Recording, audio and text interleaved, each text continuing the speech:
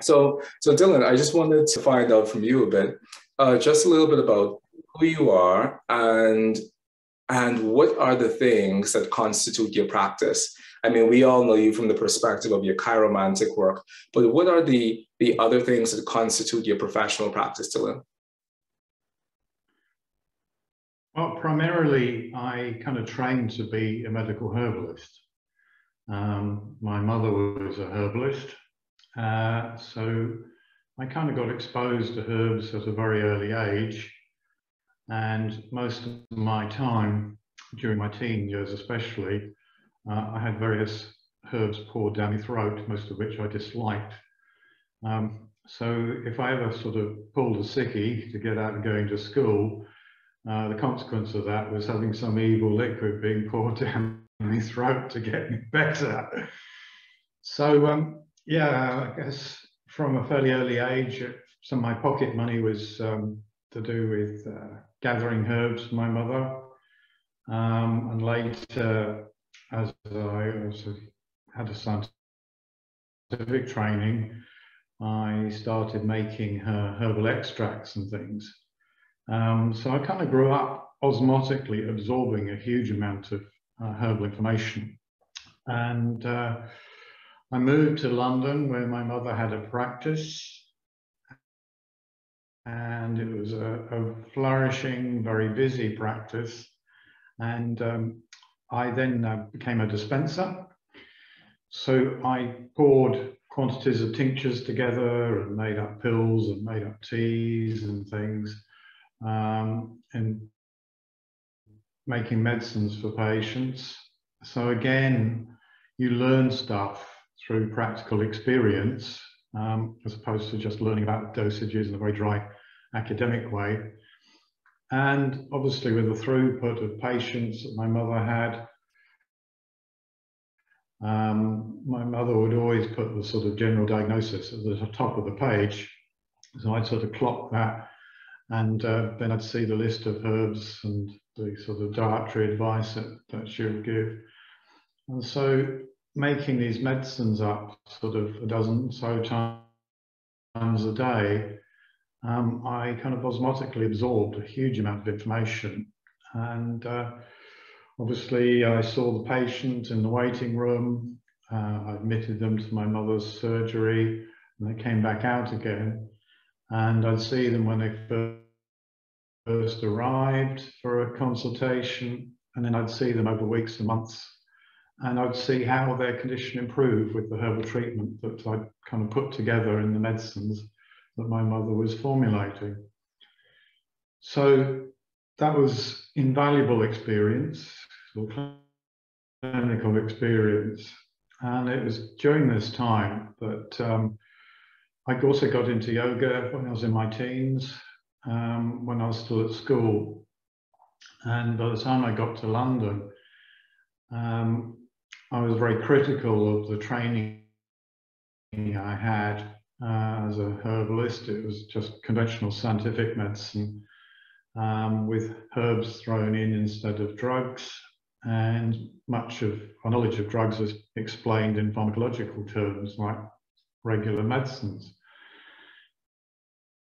But I felt a lot was missing, and that's when I sought to find a more holistic diagnostic tool that would look at the whole person, not just the little bits. And by then, a friend who was also dispensing with me, she introduced me to her teacher, who was a practitioner of Chinese yoga.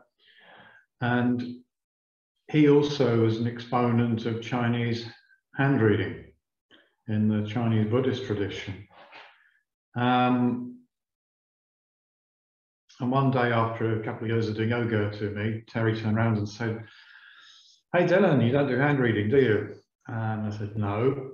So you ought to, you'd really like it. And it was just at the same time as I was having this philosophical crisis of how my medical skills are being developed. And I thought, yeah, this is right, I want to do it. And so he then said, "Right, I've got a new class starting off next week, be there." So I was.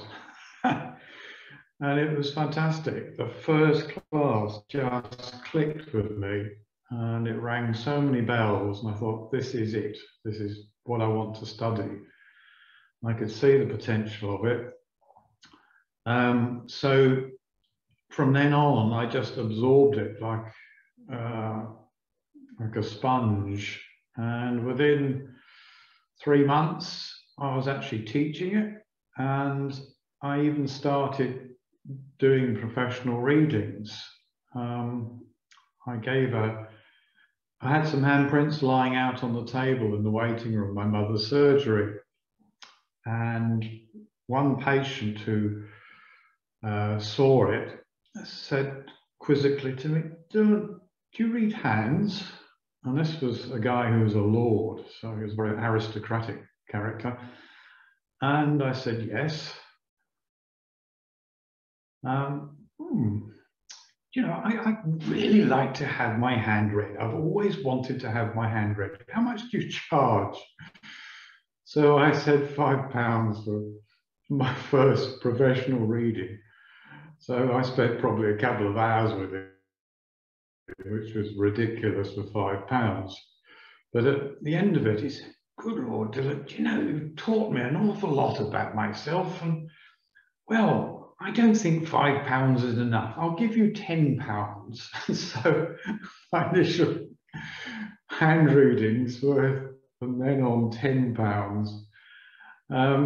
But it defined me and kind of gave me the confidence to do it professionally. And after about 6 months, I was earning a good enough income through doing, say, 3 hand readings a week and a class of students. And as a student, I earned sort of probably a couple of £100 a week from it. And that was perfect for paying my way through my herbal studies and everything. So when I finally completed my herbal training, I was also proficient at reading hands. And so really since becoming a medical herbalist, I've done the 2 disciplines together. Amazing, Dylan. And I really love how you came in from the perspective of your medical herbalism background, and you felt as if there was something more in terms of the chiromancy that you could do, or that there must have been something else that you could have integrated into your practice to give you a more holistic understanding of the individual. I think that's a really wonderful thing. And I know that in the course that you have coming up at Oraculos, you're going to be sharing your knowledge essentially with our students as to how they can take the same skill of chiromancy and apply it within not only their own personal lives, but also within their larger client practice. So can you tell us a little bit, Dylan, about the upcoming qualifying chiromancy course that you'll be teaching at Oraculos? And can you let our students and people who are here today know a little bit more about what they can expect from that? Okay. Well, the first semester is all about the rudiments of reading hands. So you're taken through everything from the structure of the hand to the skin texture to dividing up the palm into the quadrants. And you learn about the zones of the hand called the mounts. And then it flows into the lines, interpreting the lines as flows of vital energy. And then it goes into the fingers as the sort of knowledge that you can draw from. So the analogy that I often give when explaining hand reading to people is the overall structure and shape of the hand is like the sort of vehicle that you're born into. And every vehicle will have strengths and weaknesses. And it's a very simple observation, but it's very profound in terms of the lifestyle a person should have. So, you know, if you've got a boat, there's no point in driving it down the road. You're not going to get anywhere. Or if you've got a car, it's pointless trying to sort of cross the oceans with it. Every vehicle has a sort of medium which it likes to operate in. And if it's presented with a contrary medium, it won't flourish there. It's as simple as that. And, you know, when you come to vocational analysis, which is one of the more advanced topics that I'll be presenting on this course, you often find people who wind up in jobs based upon their academic qualifications that's totally at variance with their basic temperament. So when they arrive at the job, they can't stand it. It may be high-powered and there'll be lots of opportunity and so forth. But at the end of the day, the person will just die as a consequence of working in that medium. So that's the shape of the hand. It's the vehicle you're born into.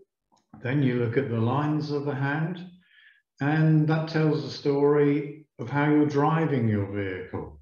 There's where you've come from, where you're currently at, and your projected course destination that you're heading for. And then to tie in the fingers, it's like the knowledge that you learn upon your journey.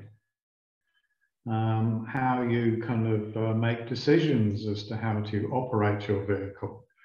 Are you sensible and kind of do extra training as how to drive your vehicle, or perhaps learn about maintenance of your vehicle? Or do you just ignore all that and just sort of go about your life bumping into all sorts of problems and disasters, and then have to learn the hard way what it's all about? So all those factors kind of come together, and that's what the nuts and bolts of the foundation course is all about. The second semester is the intermediate level, and that builds on everything that I've taught in the foundation course. We use a lot of symbolism of elements, planets, or zodiacal signs through the structure of the hand. And it's a question of learning how to integrate that symbolism, how to make the connections and associations with different parts of the hand, how to cross-reference it, and then learning how to put all that together to give a comprehensive reading to the person. Then the final semester is all the kind of advanced topics. I've kind of elementally classified them. So like the earth one is to do with the body. So that's like a health analysis. I mean, people don't tend to come for a hand reading for health reasons.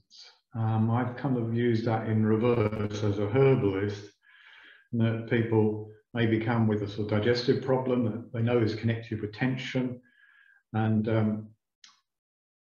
they want herbs to sort out their digestion, but as soon as they're exposed to a similar scenario of tension again, it all kicks off or flares up.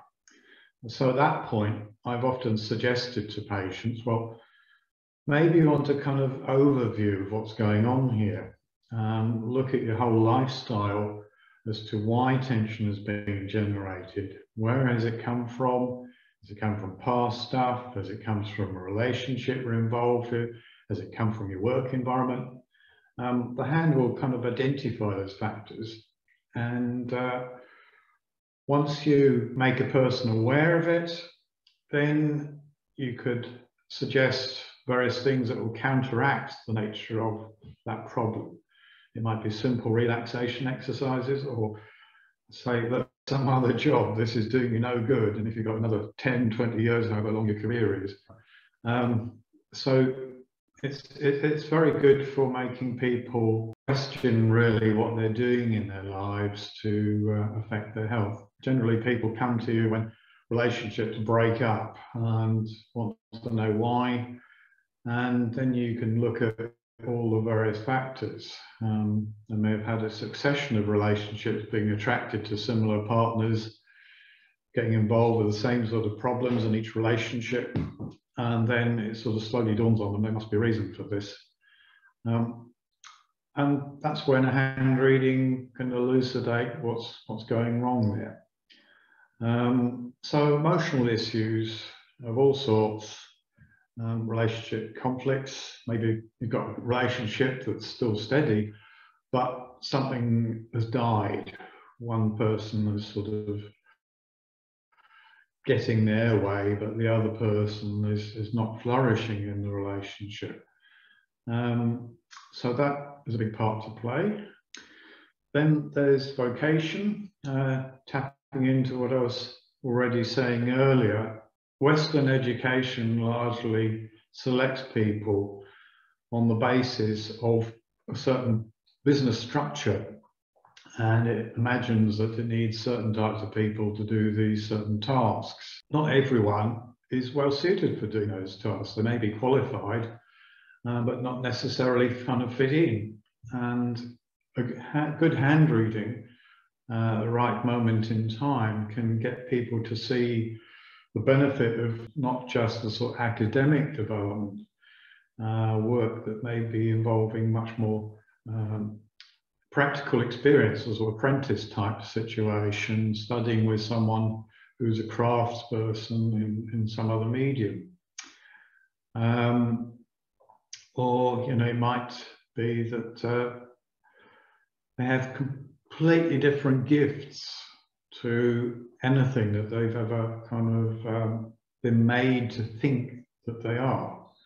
I mean, I've come across people who are latent artists, and they're totally pissed off with their job. They can't stand so many things in their life. And then the hand reading reveals something that is very intimate to them. And they'll say, wow, that's incredible that you picked that up. I've always wanted to do it. Well, I said, well, why don't you? You know, it's going to satisfy so many areas of your whole temperament. And well, I've never really thought I'd be able to do it. Or how can I go about getting a training for it? And this sort of thing. And all sorts of fears, excuses, and things will come out. So you've got to encourage them through all those fears and maybe hit on things that resonate with them, that they've done and enjoyed. Well, you've done that. That's part of what I was suggesting you do. And you've also done this, and that's another part of suggesting what you do. Well, you could do both those things together if you do what you really want to do. Let's kind of reflect on it and then go back to it. And so, yeah, vocation is, I think, very, very sound. It's an area that people come to you by default. I mean, no one's going to sort of leave school and go to a hand reader to try and find out what they do. It's usually once they've been to or past their Saturn return and life has thrown up a few blockages in their way of what they're anticipating their life was going to be. And then they come seek you out for alternative advice. Then there's psychological stuff. You know, a lot of people come to you as a hand reader if they want sort of insights into various psychological issues. I mean, the world out there is full of all sorts of psychological problems, sort of things like autism, Asperger's syndrome, all sorts of stuff where people are alienated, they don't fit in, they can't find a niche in life. And a hand reading is very, very good for digging this stuff out. Mm-hmm. And I think, I mean, I'm sure there's probably people listening who do more psychotherapy in their line of work. And I think hand reading is a fantastic adjunct there. I mean, I've had people say to me, Dylan, in 2 hours, you've explained more to me that makes sense about my life than in 2 years of psychotherapy. Mm-hmm. Now, I'm not putting down the value of psychotherapy, but if the therapist had that knowledge at their fingertips, excuse the pun, right early on in the outset, mm-hmm. they could work probably much more quickly and efficiently and achieve a much more full-bodied experience, if you like, working with that person. And that's another area where it will be of benefit. Then I think there's also spiritual issues, and a lot of traditions of hand reading, particularly in Buddhism. The hand reading is part of the spiritual path. I mean, in Buddhism, you're born, you suffer, and basically ignorance is the cause of your suffering. Therefore, you need knowledge in order to dispel that ignorance and get rid of the suffering. And so a lot of Buddhist teachings I originally studied with hand reading were to do with self-awareness. So it's enormously important tool for inner growth, spiritual development, self-awareness. Dylan, these are really amazing topics, and I mean, from the physical to the physical body, to going into the vocational, to the emotional, to the spiritual, to the psychological. It really sounds as if the chiromancy program has a lot to teach us, not just about will this relationship work out, or should I take this job? But it has so much to teach us about our full holistic understanding of ourselves. And I'm so excited to have that be a thing that we're offering at Oraculos. And I'm so excited to have that be a thing that our students have the opportunity to pick up, because I'm really a strong believer in students knowing more about the full scope of the Western spiritual tradition and how to use those tools to better serve and impact their lives. So thank you so much for sharing this with us today.